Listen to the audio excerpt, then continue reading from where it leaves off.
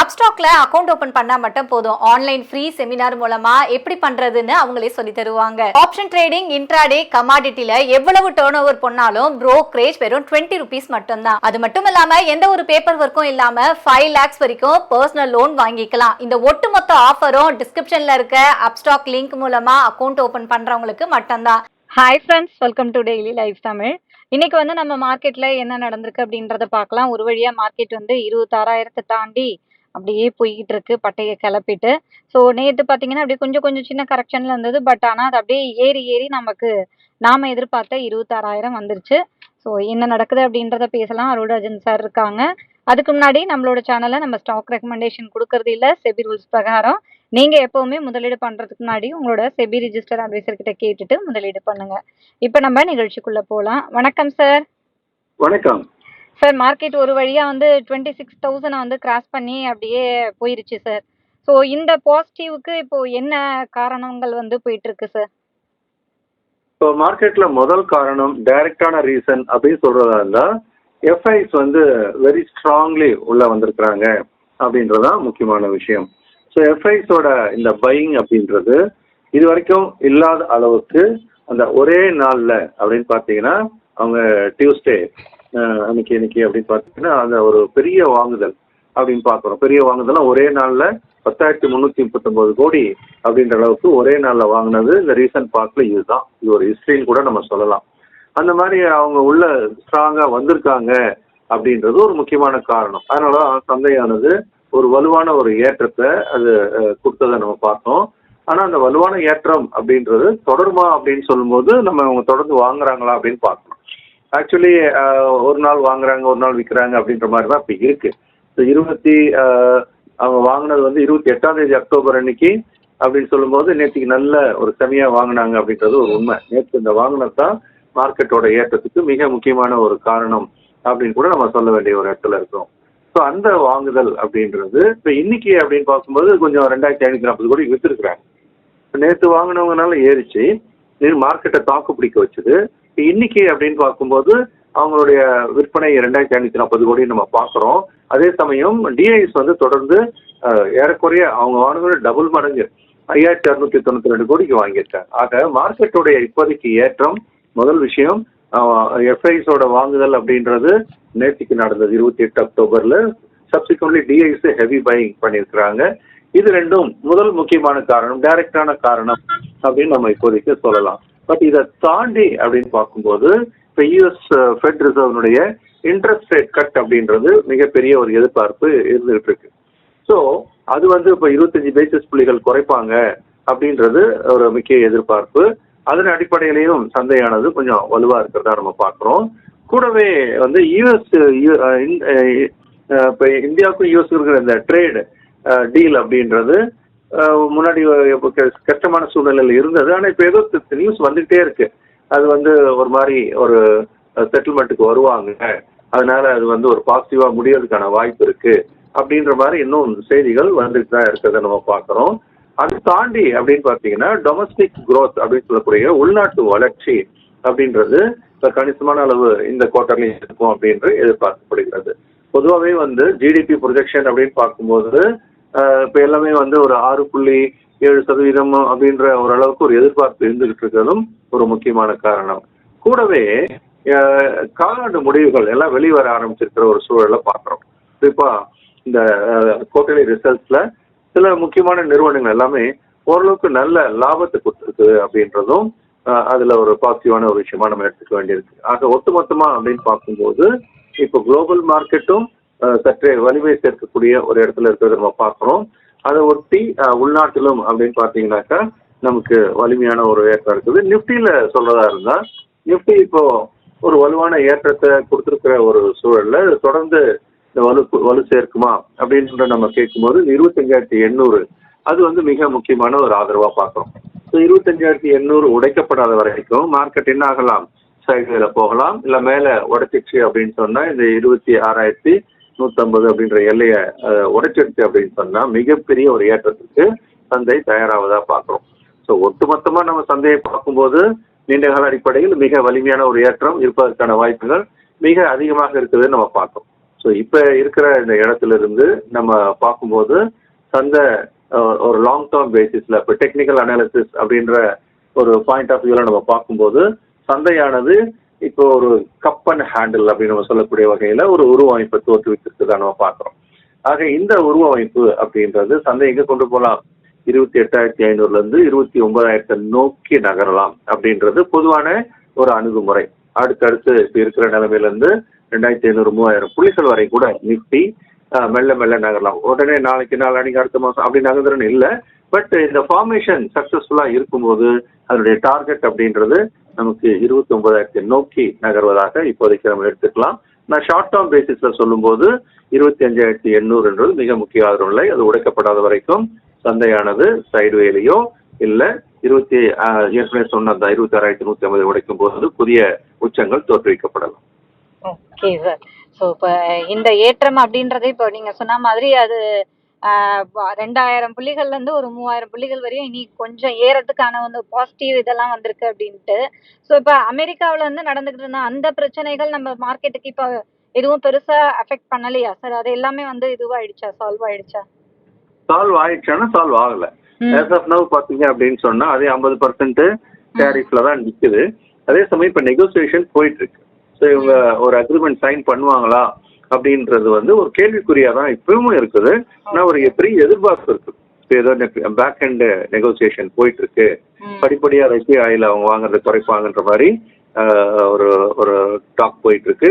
அதையும் தாண்டி அப்படின்னு பாத்தீங்கன்னாக்கா சில அட்ஜஸ்ட்மெண்ட்ஸ் அக்ரிகல்ச்சர் ப்ராடக்ட்ல யூஎஸ் கூட கொஞ்சம் அவங்க அட்ஜஸ்ட் பண்றதுக்கு தயார் பண்ணிட்டு வராங்க அப்படின்றதும் இன்னொரு தகவல். இதெல்லாம் வந்து ஒருவேளை மெட்டீரியலைஸ் ஆச்சு அப்படின்னு சொன்னா ட்ரம்ப் கூட அப்பப்போ சொல்லிட்டே இருக்கிறார் இல்லையா, ரஷ்யா ஆயில இந்தியாவை வாங்குறத நிறுத்துறேன்னு என்கிட்ட சொல்லியிருக்காங்க அப்படின்லாம் அவர் பேசிட்டு இருக்கிறார். ஸோ இது ஒருவேளை உண்மையான தகவல் அப்படின்ற பட்சத்தில் யூஎஸ்ல கூட ஒரு அக்ரிமெண்ட் வரல அப்படின்னு சொன்னா கண்டிப்பா அது ஒரு பாதிப்பு தான். நம்மளுடைய அந்நிய செலாவணிக்கு பாதிப்பு ஏற்படுத்தும். ரூபாயின் மதிப்பு ஏற்கனவே பயங்கரமா பாதிக்கப்பட்டு இருக்க பார்க்குறோம் டாலருக்கு எதிராக. அப்புறம் எக்ஸ்போர்ட் ஓரியன்ட் துறைகள் முக்கியமா சொல்றதா இருந்தா நமக்கு டெக்ஸ்டைல், லெதர், அப்புறம் ஜெம் அண்ட் ஜுவல்லரி, இந்த மாதிரியான மிக முக்கியமான துறைகள், ஏற்றுமதி சார்ந்த துறைகள் எல்லாமே பெருமளவு பாதிக்கலாம். அதுல வேலை வாய்ப்புகளும் பாதிக்கப்படும். ஆனா இதெல்லாம் பெரும்பாலும் ஒரு அன்ஆர்கனைஸ்டு செக்டார் அப்படின்னு சொல்லக்கூடிய வகையில இருக்குது. அதனால வெளிப்படுறது அப்படின்றது உங்களுக்கு நம்பரா உடனே வெளிப்படாது. ஏன்னா நம்முடைய ஜிடிபி வளர்ச்சியில பெரும்பாலும் கணக்கில் எடுத்துக்கொண்டு காட்டப்படுவது எல்லாம் பாத்தீங்கன்னா பங்கு சந்தையில லிஸ்டட் கம்பெனிஸ் அப்படின்னு சொல்லக்கூடிய வகையில் அதுதான் பெரும்பாலும் பிரதிபலித்துக் கொண்டிருக்கிறது. அதனால இந்த அன்லிஸ்டட் அன்ஆர்கனைஸ்டு இந்த ஒரு செக்டார் அப்படின்றதுடைய அளவு பெருமளவு பாதிப்புல ஏற்கனவே பாதிப்புல பெரும்பாலும் இருந்துட்டு தான் இருக்கு அவையெல்லாம். ஆனாலும் கூட இந்த அமெரிக்காவுடைய உடன்பாடு எட்டவில்லை என்றால் அதுக்கு இன்னும் அதிக அளவு பாதிப்பை ஏற்படுத்தும். அது வந்து ஒட்டுமொத்த பெர் கேபிட்டா இன்கமையும் பாதிக்கும்.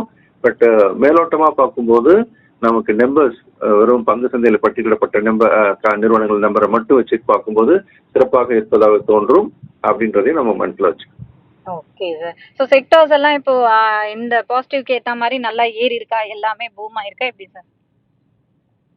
ஆட்டோ தவிர ஏறக்குறைய மீதி எல்லா செக்டாருமே ஓரளவுக்கு வலிமை காட்டியிருக்கிறதா நம்ம பார்க்குறோம்.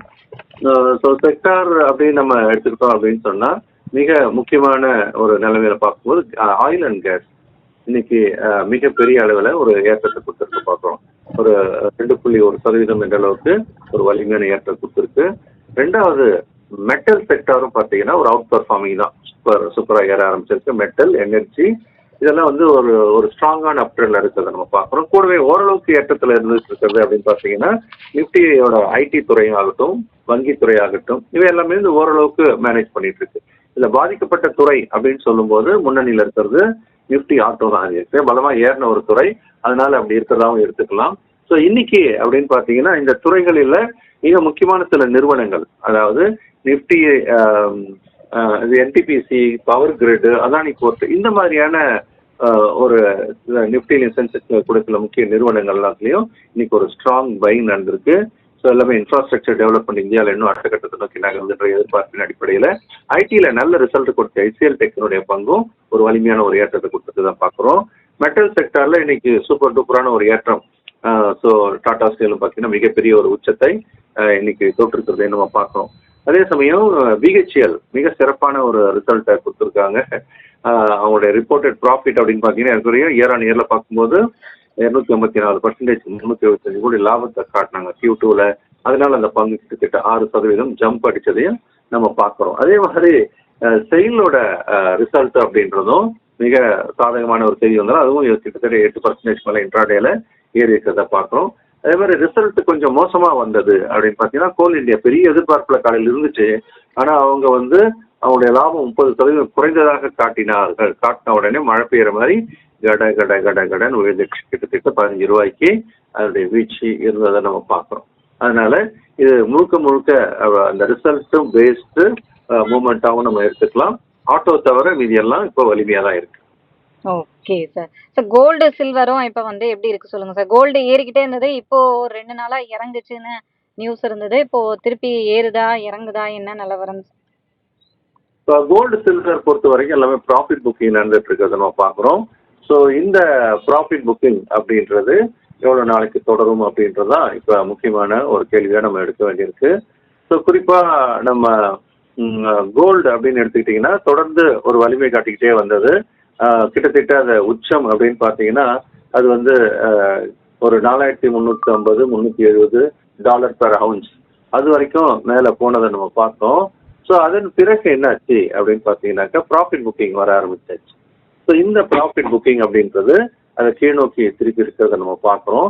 அந்த கீழ்நோக்கிய திருப்பம் அப்படின்றது கிட்டத்தட்ட ஏறக்குறைய ஒரு 6 நாளாக இறங்கிட்டு இருந்ததை பார்த்தோம். இப்போ என்ன நடக்குது, அதில் கொஞ்சம் ரீபவுண்ட் ஆக ஆரம்பிக்குது இன்னைக்கு. ஸோ இன்னைக்கு கொஞ்சம் அதில் ஒரு ரீபவுண்ட், இதை வந்து நம்ம என்ன சொல்லுவோம், ஒரு டெக்னிக்கல் பவுன்ஸ். இப்போ இவ்வளோ நேரம் இறங்குனதுக்கான ஒரு டெக்னிக்கல் பவுன்ஸ் அப்படின்னு நம்ம சொல்கிறோம். இப்போ 4020 அப்படின்ற புள்ளியில் வியாபாரம் ஆகுது. ஒரு அவுன்ஸ் $420 வியாபாரம் ஆகிட்டு இருக்குது. அது வந்து கீழே இறக்கம் அப்படின்னு பார்த்தீங்கன்னாக்கா கிட்டத்தட்ட அது வந்து 3886 வரைக்கும் இறங்கிட்டு இப்போ கொஞ்சம் ரீபவுண்ட் ஆக ஆரம்பிச்சிருக்கிறது பார்க்குறோம். ஒரு $110 இப்போ மேலே ஏற ஆரம்பிச்சிருக்கு. ஆனாலும் இது மேலே ஏறும்போது $4100 $4110 நல்ல செல்லிங் இருக்கு. ஒரு வேளை இது வந்து $4150 தாண்டிட்டுன்னா இதனுடைய ஏற்றம் பழையபடி தொடரலாம். எல்லாரும் எங்க கண்ணு வச்சுக்கணும் அப்படின்னு சொன்னா இதனுடைய முக்கியமான இப்போதைய ஆதரவு நிலை அப்படின்னு எங்க இருக்கிறது, இந்த 3900 3880 அப்படின்னு கூட வச்சுக்கலாம். ஸோ இது வந்து டாலர்ல நான் பேசிட்டு இருக்கிறேன் ஒரு அவுன்ஸ்ல. அதே நேரம் சில்வர் அப்படின்றது எப்படி வியாபாரம் ஆகுது அப்படின்னு பார்த்தீங்கன்னா அதுவும் வந்து ஒரு ரீபவுண்ட் ஆக ஆரம்பிச்சிருக்கிறத நம்ம பார்க்குறோம். கிட்டத்தட்ட சில்வரும் வந்து பெரிய வீழ்ச்சி அடைஞ்சது. அதனுடைய உச்சம் அப்படின்னு பார்த்தீங்கன்னா கிட்டத்தட்ட இது வந்து நான் MCXல ஒரு கிலோ வெள்ளிக்கான விலையை நான் சொல்லிட்டு இருக்கிறேன். ஸோ அதுக்கு வந்து 1,68,100 உச்சத்தை தொட்ட பிறகு சரன்னு விழுந்து அது எங்கே வந்துச்சு, கீழே லோ பார்த்தீங்கன்னா 1,39,000 வரைக்கும் இறங்குனதை பார்த்தோம். ஸோ அந்த 68,000 1,68,000 ஒரு 29,000 பாயிண்ட், கிட்டத்தட்ட 30,000 கூட வச்சுக்கோங்களேன். கிட்டத்தட்ட அது 20% அப்படின்னு கூட நம்ம சொல்லலாம். அந்த அளவுக்கு ஒரு வலிமையான ஒரு இறக்கத்தை சந்தித்த பிறகு ஒரு யூட்டர்ன் அடிக்குது. கோல்டும் யூட்டர்ன் அடிக்குது, சில்வரும் யூட்டர்ன் அடிக்குது. ஸோ இது முழுக்க இப்போதைக்கு ஒரு டெம்பரரி பவுன்ஸ் அப்படின்னு தான் நம்ம இதை எடுத்துக்க வேண்டியிருக்கு. ஏன்னா மேலே போனாலும் ஒவ்வொரு இடத்துலையுமே செல்லிங் வருது. அதனால சிறு முதலீட்டாளர்கள் இதில் வாங்கி மாட்டிக்க கூடாது அப்படின்றதையும் நீங்கள் நினைவில் வச்சுக்கணும். இன்டர்நேஷ்னல் மார்க்கெட்டில் அப்படின்னு நம்ம பார்க்கும்போது சில்வர் இப்போ $48 $48.3 வியாபாரம் ஆகிட்டு இருக்கு. அது கீழே இறக்கம் அப்படின்னு பார்த்தீங்கன்னா லோ அது கிட்டத்தட்ட $45.53 வரைக்கும் இறங்கி $45 இப்போ எங்கே வந்தாச்சு $48. ஸோ கிட்டத்தட்ட ஒரு $3 மேலே ஏறி இருக்கிறத பார்க்குறோம். $3 நல்ல ஏற்றம் தான். ஆனால் மேலே உச்சம் பார்க்கும்போது அந்த $54.45 அதான் அதனுடைய உச்சம். ஸோ அதை நோக்கி இப்போ நகரணும். அதுக்காக என்ன செய்யணும், இது வந்து $50 தாண்டணும். இப்போ எங்கே இருக்கு 48.3, இன்னொரு $50 தாண்டிடுச்சுன்னா ஒரு அவுன்ஸ் வெள்ளி இது தாண்டிடுச்சு அப்படின்னு சொன்னால் இதில் ஒரு புதிய ஏற்றம் வரலாம். Okay sir. ஸோ மார்க்கெட்டில் என்ன நடந்துட்டு இருக்குன்ட்டு தெளிவாக கொடுத்தாச்சு. எல்லாருக்கும் வந்து ப்ராஃபிட் வந்து அது ஏறும் பொழுதே எடுங்கன்னு சார் எப்பவுமே சொல்லுவார். அதை பார்த்து நீங்களும் எடுத்துருங்க சார். நம்மளோட அடுத்த கிளாஸஸ் பற்றியும் சொல்லிடுங்க சார். ஆமாம், 9ஆம் தேதி வர 9ஆம் தேதி அன்னைக்கு பேசிக்ஸ் ஆஃப் ஸ்டாக் மார்க்கெட் பயிற்சி வகுப்புக்கு சண்டே காலையில் 9:30 மணிக்கு ஆரம்பித்து 1:30 மணி வரைக்கும் ஆன்லைனில் தமிழில் தான் எடுக்கிறேன். ஸோ பங்கு சந்தை வந்து இன்றியமையாத ஒரு இடமா மாறியாச்சு. நம்ம பணத்தை வளர்க்குறதுக்கான இடங்கள்ல பங்கு சந்தை தான் அதிகப்படியான வருமானத்தை கொடுக்குற இடமா இருக்கு. அது நம்ம தெரிஞ்சு உள்ள வரணுன்றதுக்காக வச்சிருக்கிற வகுப்பு. பார்க்குற நேயர்கள் தங்களுடைய நண்பர்கள், உறவினர்கள் எல்லாருக்குமே இதை சொல்லலாம். ரெண்டாவது அப்படின்னு பார்த்தீங்கன்னா, அடுத்து எம்எஸ்எம் வகுப்பு வருது, master the stock market program. நான் தொடர்ந்து சொல்லிக்கிட்டே வரேன், எல்லார் வீட்லேயும் ஒரு மிக்சி கிரைண்டர் இருக்கிற மாதிரி ஒரு போர்ட்ஃபோலியோ இருக்கணும். 60 வயசுல நம்ம வாழ்க்கையை நடத்துறதுக்கான ஒரு கார்பஸ், எவ்வளோ பணம் தேவைன்றது ஒரு கணக்கு இன்னைக்கு போடணும். போட்டு அந்த தொகையை ரெடி பண்ணுறதுக்கு இன்னிலிருந்து வேலை பார்க்கணும். ஒவ்வொரு நாளும் தள்ளி போக அந்த கார்பஸை ஈட்டுவது என்பது சிரமமாக இருக்கும். அதிக ரிட்டர்னை நமக்கு கொடுக்குற அளவுக்கான வேலையை பண்ணணுன்றது ஞாபகம் வச்சுக்கோங்க. அதுக்கான பயிற்சி வகுப்பு தான் இந்த master of stock market program. எப்படி ஃபண்டமெண்டலி ஸ்ட்ராங்கான கம்பெனிஸை பிக் பண்ணுறது, அதை எப்போ வாங்கி விற்கலான்றதும், அதே சமயம் நீங்கள் ஒரு ஷார்ட் டேர்முக்கும் எப்படி பங்கு சந்தையை சரியாக பயன்படுத்தணுன்றதையும் படிப்போம். அதனால் டெக்னிக்கல் அனாலிசிஸ், ஃபண்டமெண்டல் அனாலிசிஸ் ரெண்டுமே படித்து அவங்க தாங்களாக முடிவெடுக்கும் நபராக மாறுவார். Okay sir. ஸோ இந்த கிளாஸஸ்லலாம் நீங்கள் ஜாயின் பண்ணோம் அப்படின்னு நினச்சிங்கன்னா ஸ்க்ரீனில் இருக்க நம்பருக்கு காண்டாக்ட் பண்ணுங்கள். இல்லைனா வாட்ஸ்அப் பண்ணால் கூட உங்களுக்கு டீட்டெயில்ஸ் அனுப்பிச்சிடுவாங்க. Thank you sir. நன்றி, வணக்கம்.